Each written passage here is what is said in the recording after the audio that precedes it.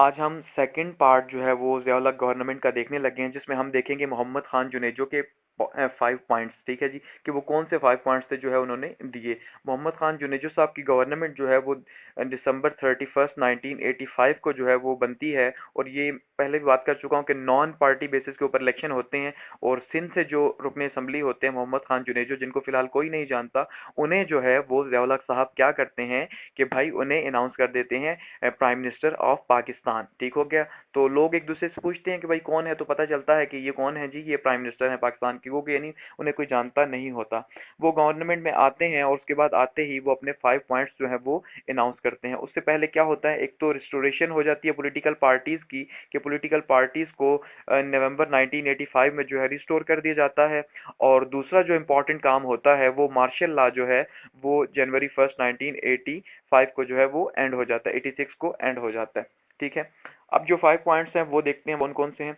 उसमें सबसे पहला जो पॉइंट है 5 पॉइंट्स में से वो है जी कि हम इस्लामिक सिस्टम को जो है वो प्रमोट करेंगे। हमारी जो गवर्नमेंट है वो इस्लामिक सिस्टम और इस्लामिक आइडियोलॉजी को जो है जिस पे पाकिस्तान बना है उसको प्रमोट करेगी।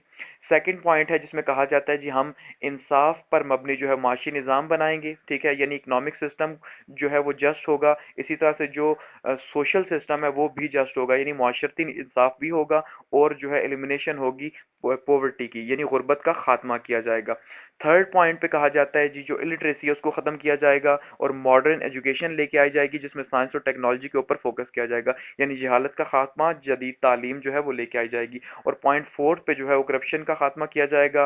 अच्छा, इनजस्टिस जो है सोसाइटी के अंदर उसको खत्म किया जाएगा और इंसाफ जो है वो प्रोवाइड किया जाएगा सोसाइटी को। ठीक हो गया। और नंबर 5 पे कहा गया कि जो हमारी सोवरेनिटी है उसको जो है हम उसको प्रोटेक्ट करेंगे और अपने जो दिफा है, जो डिफेंस है अपना, इसको स्ट्रांग रखेंगे और गैर जानिबदार फॉरेन पॉलिसी जो है वो हम अपनाएंगे। ठीक है। तो ये वो 5 पॉइंट्स थे जो मोहम्मद खान जुनेजो ने जो अपनी गवर्नमेंट में दिए। ठीक हो गया। लेकिन उसके बाद क्या होता है कि मोहम्मद खान जुनेजो जो है वो 3 साल ही हुकूमत कर पाते हैं और ज़िया उल हक साहब से इख्तिलाफात की वजह से जो है उनकी गवर्नमेंट चली जाती है। अब इख्तिलाफात में कुछ मेजर इख्तिलाफात में से ओजरी कैम्प का एक वाकया भी होता है, जिसमें जो है वो पिंडी के असला डिपो में आग लग जाती है। तो उसकी इंक्वायरी में ज़िया उल हक साहब और जो मोहम्मद खान जुनेजो हैं इनके बीच में थोड़ा सा जो है वो तनाव पैदा होता है। कोरिया के दौरे पे जो है मोहम्मद खान जुनेजो कुछ ऐसी बातें कर देते हैं फौज के खिलाफ और मार्शल लॉ के खिलाफ, जो कि ज़िया उल हक साहब को पसंद नहीं आती। इसी तरह से जो मिनिस्ट्रीज ज़िया उल हक साहब ने बनाई थी स्टार्ट में, उन मिनिस्ट्रीज को भी चेंज कर देते हैं मोहम्मद खान जुनेजो, और ये बात भी जो है इनके बीच में बनती है।